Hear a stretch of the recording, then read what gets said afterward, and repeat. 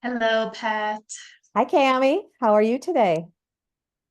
Doing okay. Doing all right. I'm looking forward to the holiday tomorrow. It's July 3rd today. Tomorrow is Independence Day, 4th of July. How are you doing? Good, good. Yeah, I have my family is coming up, which is the first time that we've had my daughter-in-law and all three kids up here. Only one of the granddaughters has been up here in our northern country. So we're excited. It's supposed to be rainy, so there's a little bit of like sadness about that. Like, okay, what are we gonna do? But then there's also that just thrilled to have the family together. Yeah. Yeah, any opportunity to gather and celebrate and take a little holiday, a little vacation is much needed. Yeah, And absolutely. I can't believe that it's already July. I feel like it's midsummer and I feel like it hasn't even begun yet. I know. Well, and for you and I, we live in Minnesota, and I think there's all over the United States and probably other countries too. We've just had weird weather patterns, and it's like we've gotten so much rain, and there's been flooding through the month of June, which is like totally abnormal for us. And so it's like, yeah, we haven't really gotten fully into when the heat of the summer, and just being able to just absorb that sun. Yeah, right. Well, tomorrow's 4th of July, and I was just reflecting on, of course, from a grief perspective, the different layers of grief and these themes of independence and freedom that come with this holiday. And of course, we recognize this holiday as a day of freedom and independence, and of course, all of the history that comes with the 4th of July in the United States here. But I wanted to talk with you a little bit more beyond the holiday as far as like, what does independence really mean? And from this perspective of grief, how can we find a sense of freedom even when we feel like so much has been taken away from us? So just wanted to hear your initial reflections on this idea of grief and freedom and independence and how these different things can overlap and converge. That's a really good subject and th things to process a little bit. So freedom and grief. I think, we talk a lot about how oftentimes the person who's grieving, other people have expectations of their grief journey and where they should be at and why you still, I don't understand why you're still so depressed, or this is bothering you so bad and it's been this amount of time. And so I think that it probably feels like you're boxed in, that there isn't a lot of freedom to just allow your grief to be your pattern and your way of dealing with it, because there are expectations. So that's kind of the first thing that comes to mind is, what does freedom look like? And I think I go back to everybody's journey is individual. The relationship that you had, whether it is the death of someone that you love, whether it's the loss of a job or a loss of your physical capabilities, what does freedom look like for that? And I think each one of us has our own individual way that we see freedom. I'm going to use myself for an example. This just popped into my head. As you know, I've been dealing with a back challenge for, gosh, it's going on 10 months now. And I can see where I was feeling like my body was holding me a prisoner to the discomfort and the lack of my ability to go out and do the things that I normally would do. And I realized once I said, okay, I'm going to go and seek traditional treatment and just really see what's going on there. it actually allowed me to have a different sense of freedom because I can see the light at the end of the tunnel now. And so I know that, yes, I can't do everything that I typically would do, but I also see that if I follow this treatment plan, I will be able to get back there. Mm. I will be able to get back there. Maybe not exactly the way that I was before, but I will be able to get back to having all of that activity and pain-free and that type of thing, and know how to handle it when the twinges do show up, right? And I am thinking about how that correlates with the loss of someone that we love and Mm. grieving is if we can see that light at the end of the tunnel, that to me is freedom. We may not be there yet, but we can see the freedom ahead of us. Yeah, you know it's coming. It's not totally desolate and hopeless, like you'll be trapped there forever. But when we know that there is like some relief coming our way, that can give a sense of hope and help us to keep going. And I like what you said about like feeling feeling like we can be in a box or limited.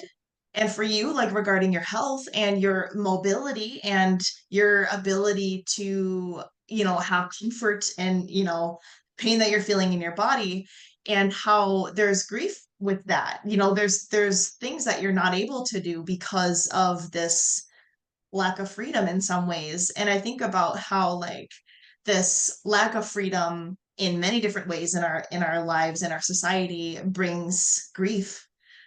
And that brings up a conversation I had with a friend yesterday. She actually reached out to me with a question. She was having a discussion with her friend, and they were talking about our society and the politics and the election that's coming up, and just thinking ahead as far as like the state of our country in the near future, and how her and her friend were having a lot of grief around thinking about the changes that could possibly occur. And she was asking me about this. She's like, I feel like I'm pre-grieving this right now. Is this a thing? And I had the opportunity to tell her about, yeah, this is absolutely like anticipatory grief.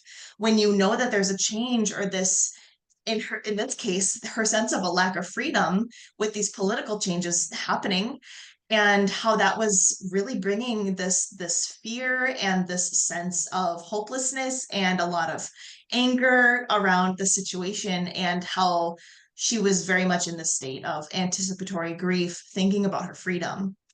Yeah.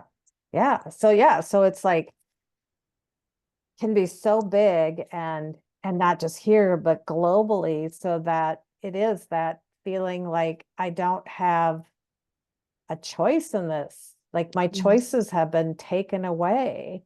But yet, when we can step back, and I wrote down the word exploration, when we can start exploring what are the other stories, what are the other scenarios? Like for me, it's like, okay, I can do this treatment plan. And my scenario has shifted just really over in the last week or so. And I know that I can incorporate some things to help gain more mobility every day, little things, little tiny steps, so that when I'm done with this bigger treatment plan, my body will be ready to move forward in a whole different, where I do feel the freedom Mm. with what's going on. And I think that goes for, yeah, a lot of people are feeling like, well, I don't have a choice, or they're getting angry, or you can start seeing everything kind of showing up. It's different than it was in the US, like I'd say 4 years ago. It's a different kind of energy, but it's starting to ramp up again, and everybody has their own views. And I'm fine with that's part of the freedom, right? Is to have your viewpoint. But when we can explore how might we be able to impact it, even if it's just for our individual selves. Like for me, I turned off the radio talk show probably 20 years ago when I heard a talk show host and it had nothing to do with politics. It was just his voice, and he was just always so angry. And I could just feel that energy. So I had a choice. I could turn it off. And that was an individual choice. I couldn't stop him from being the talk show host that he was. That wasn't within my capabilities, but I could make a tiny choice for myself on how to make it so it was easier for me to start out my day, because I would listen to this person every morning as I was going into work. So I think the exploration of what can we do versus that we can't do it because we feel constricted. Yeah.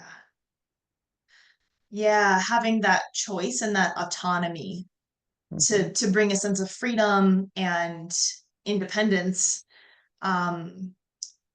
And I think that can be so tricky on a grief journey, because like you mentioned, it feels like there are so many things that we didn't choose. We didn't want things to go this way. We have no choice but to be in this situation, and how that can feel extremely constricting and limiting, and like you don't have any power over the situation. Right. I mean, obviously we can't control death, or in so when someone that we love dies, and it's like I think we're thrown into this place of a sense of powerlessness. Like we don't have the freedom or the autonomy that we did before, because something happened and that was just stripped away. And that can leave people feeling so trapped.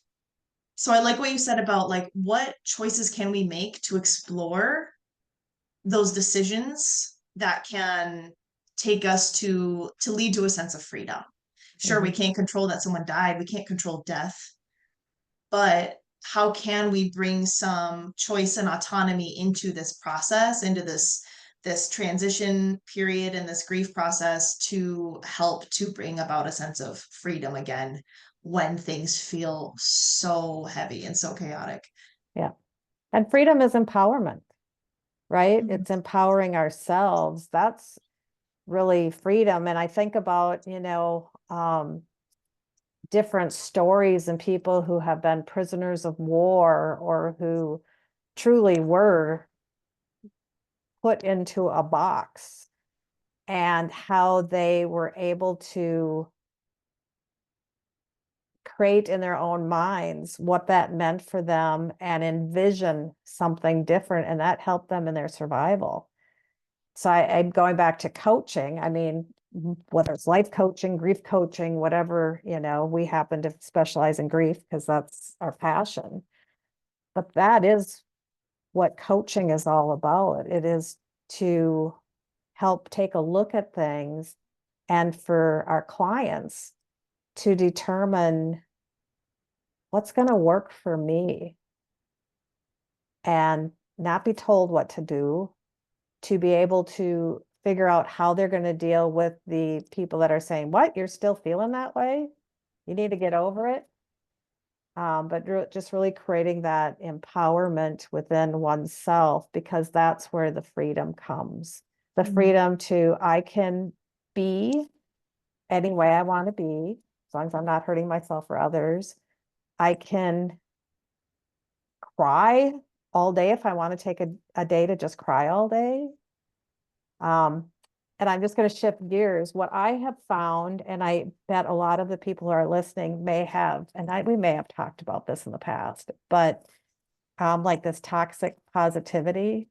I don't know if I talked to you about this, but like a week or so ago, I was taking a walk, and I was kind of berating myself for not being positive about my back situation.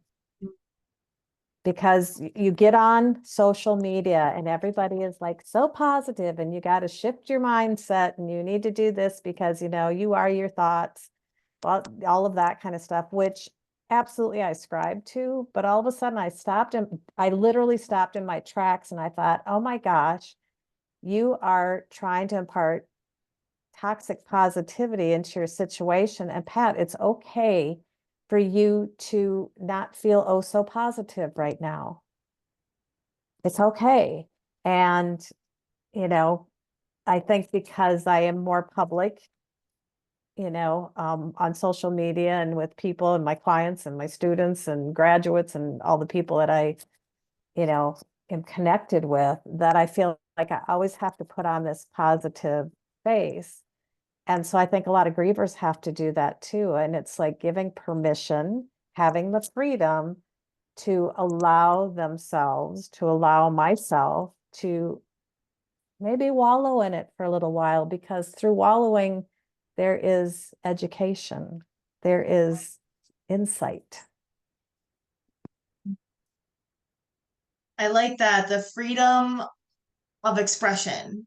Yeah. And that doesn't always have to be, a loving, positive expression. That's like what you were talking about with these expectations and how we have these systems set up in our culture that very much try to limit your expression of grief. They try to limit how many days you get off of work, the timeline that you think you should be in, the stages that you're supposed to go through. And it's like, wow, that's not at all how this process works. It's not in this linear landscape. So that freedom to just go in whatever direction, to do what feels right for you, to have that permission to wallow and cry and to be upset about it, even if that makes other people uncomfortable. And that is freedom. And I think in when we can lean into that, like you said, there's education, there's transformation, there's alchemy that happens that can lead to more freedom and more expression and more autonomy when it comes to like showing up for yourself in that process. Yeah. Because I was just thinking, this is what I was telling myself. All you're doing is complaining all the time about your back and your pain. Mhm. I don't know if I really am complaining that much, but in my mind, I'm complaining all the time. Oh, that's all you're focused on anymore. My gosh, how are you ever going to get well if you continue with this mindset?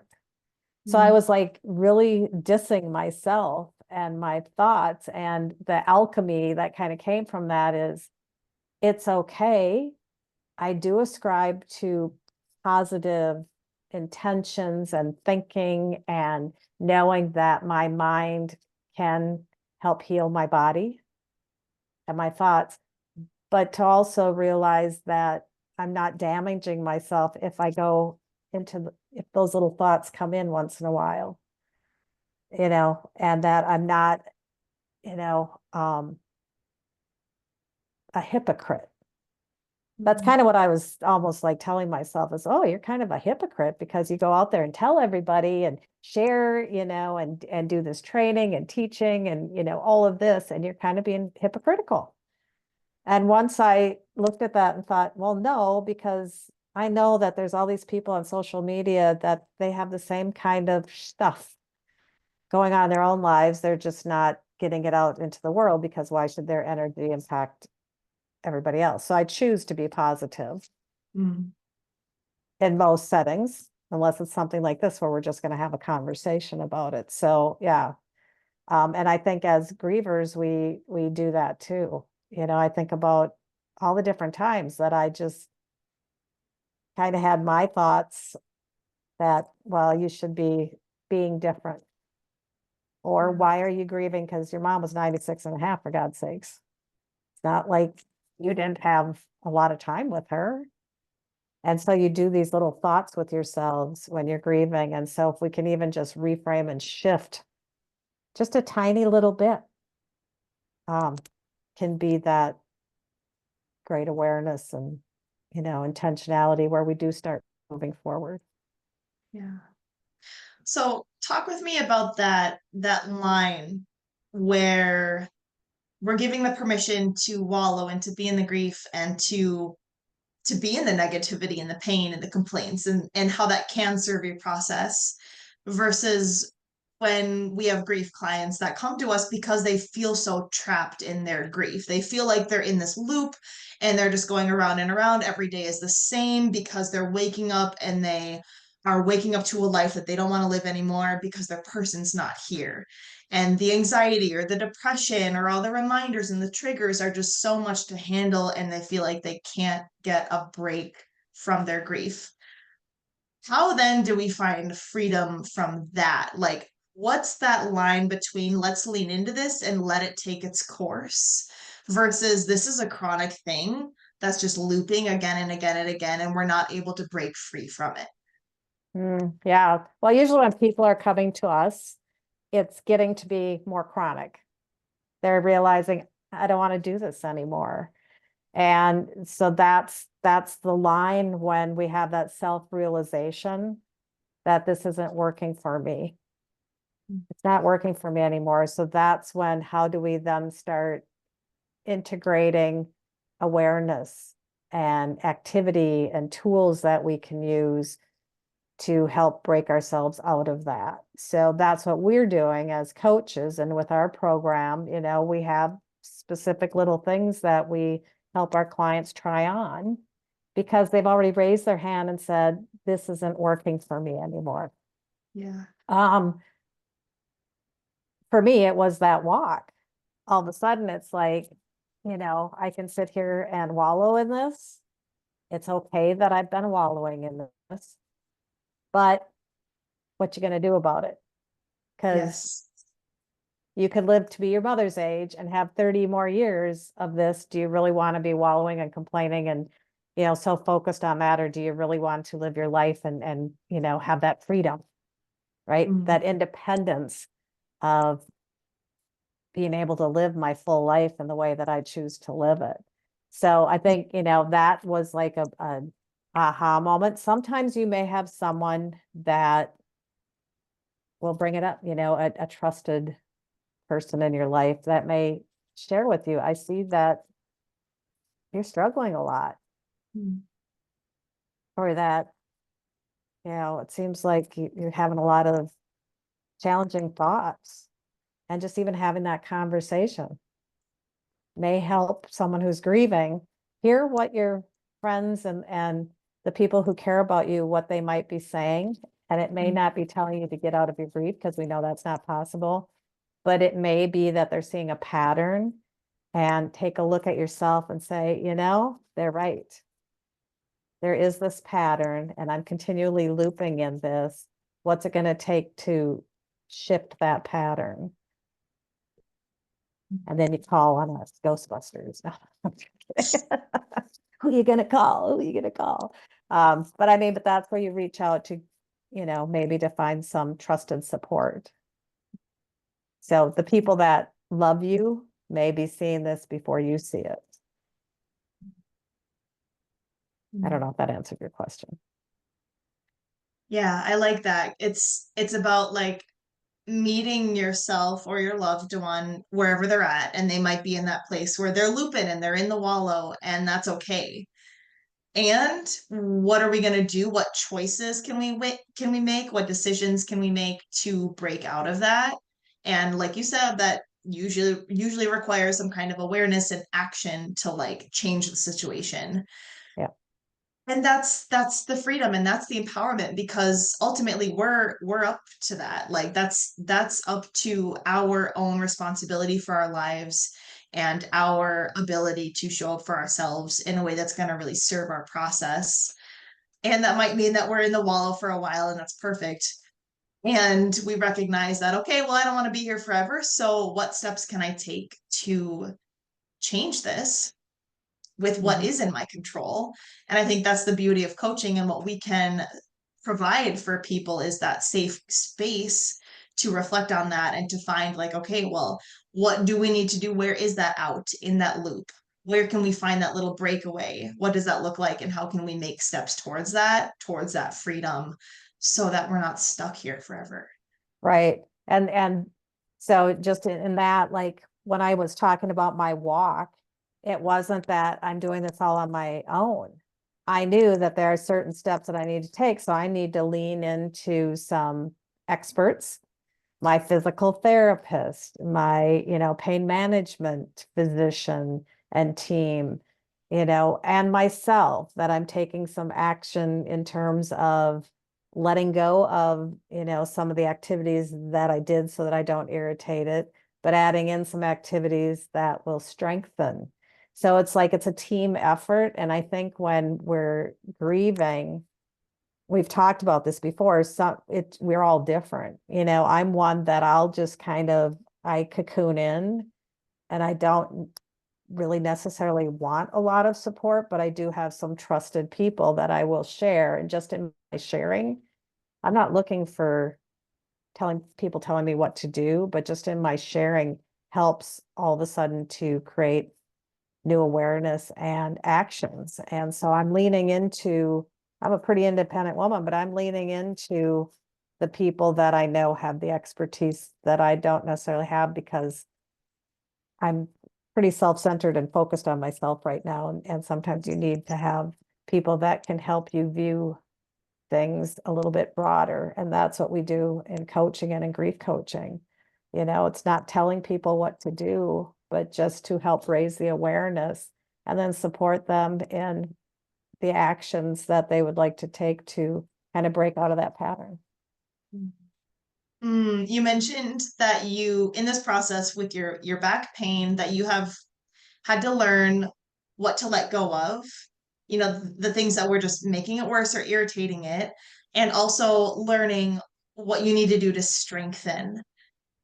And I think that's so relevant to what we do with our grief coach clients, because it's like, okay, we do have to learn, what kinds of things can we do to like let go of the stuff that's weighing us down, and how do we let go of these emotions, Mhm. allowing the emotions to flow through us and out of us so that we're not bottling them so much. And that's the grief process, right? Yep. And in doing so, we learn how to become stronger in different ways to be able to support ourselves in the way that we need. Yeah, absolutely. Absolutely. That's good, because I hadn't really thought about that, but that truly is. It's letting go. And some of the things I had to let go of temporarily. It's a temporary thing. I don't look at it as it's long term, but my yoga. Oh my gosh, I Mhm. love my yoga. But unfortunately, some of the yoga poses are there's a physical challenge that it's rubbing against, the nerve and that type of thing. So I need to just allow that to be for a few weeks. Mm. But then I got some new exercises from my physical therapist, which are gentle exercises to start strengthening, so that when I'm going to have an injection on Monday and then another injection. So there's some exploration with injections. But then I'm also strengthening myself so that I'm in better shape coming out of this treatment plan than going in. And I do feel like I have independence in this. I am empowered.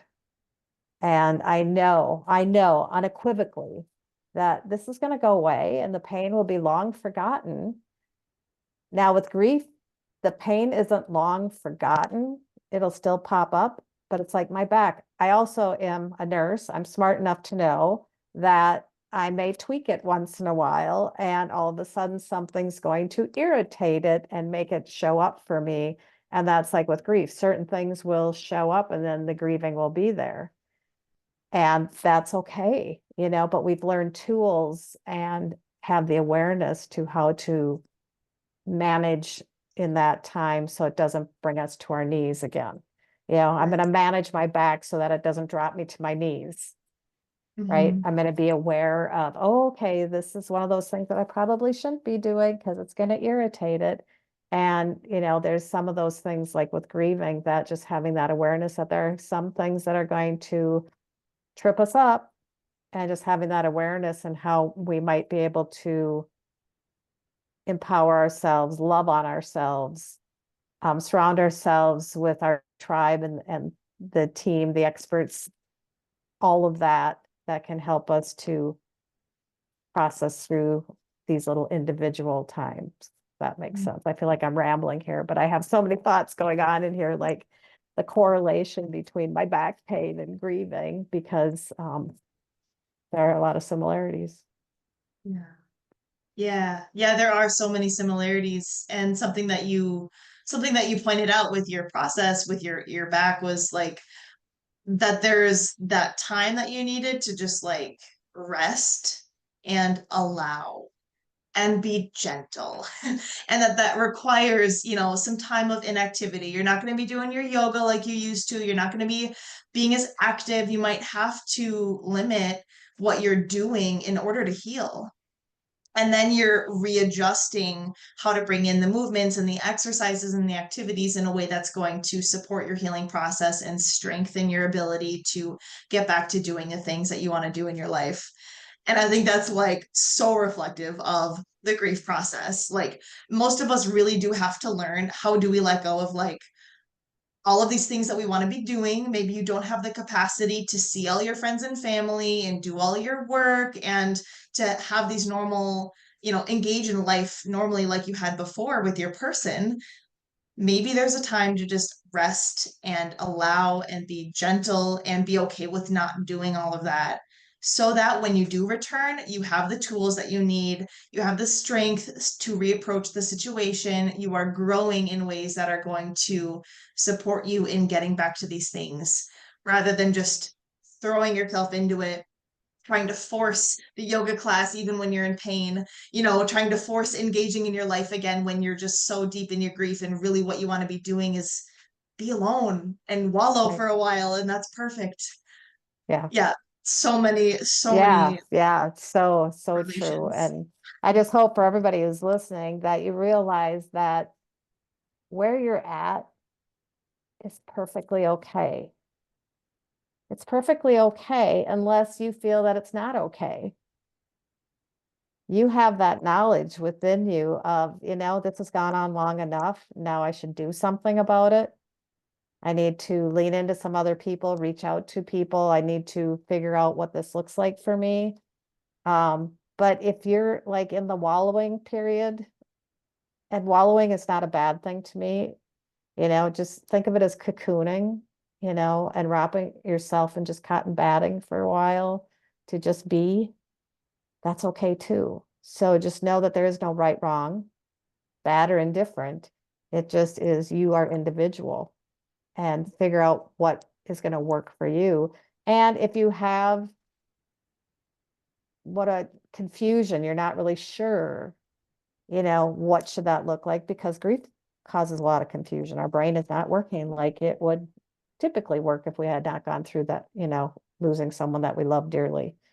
Um, reach out to someone like Cami or myself, and we'll just have a conversation with you to help you explore, because I think exploration is important, and it doesn't mean that you have to be locked into anything. It's just that, just exploring like what's going on, and how might you be able to take some steps to move positively forward in a way that works for you. Hmm. Beautiful summary. That's just like that tied in all of the little nuggets that we started with, as far as, having that independence and that individuality in your grief and the uniqueness of your situation, and how we can explore and, yeah, navigate through that to find that sense of freedom and that empowerment that we're really seeking on our journey, knowing that, like, yeah, there's a lot of things we can't control, but how do we find that sense of freedom even when we are in our grief and we need those days of wallowing and we need those times of rest to re-strengthen again. Yep. Yep. Absolutely. Well, this has been fun. Happy 4th of July. Yes. Yes. That's, it's like for those of us in the US, let's make it a happy one. And happy for you might be different than happy for me, and have a blessed one. And if there's friends and family that you can spend time with and that feels like a good thing, go do it. Or if it just feels good to just sit at home and read a book or watch a movie, go do it. Because this is what independence is all about. This is the freedom that we have. So wishing you the best too. And I hope you enjoy tomorrow, which is the 4th of July. And for people that have long weekends, enjoy that. And for people that are in other countries, just maybe reflecting upon your own independence and what you would like that to look like in the future. Thanks, Pat. Thanks, Cami. We'll talk to you soon. Talk Bye, soon. Bye. everybody.